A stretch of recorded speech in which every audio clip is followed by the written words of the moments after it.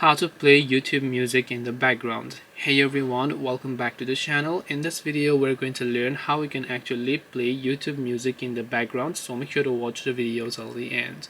To play YouTube music in the background, open up YouTube music application. Now you need to have the premium if you want to play YouTube music in background. Now if I open up my YouTube application here, you can actually see that I have got a premium account, so which also applies to my YouTube music app. My Google account is actually premium. Now in order to play a song in the background, you don't have to do anything.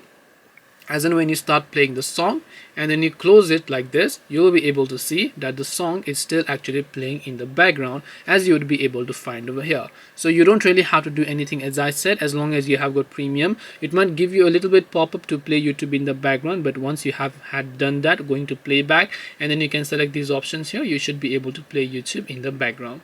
This way you can actually play YouTube music in the background. Hope this video was helpful. If you have got any questions, feel free to leave them down below. Thank you for watching till the end, and see you soon in the next video.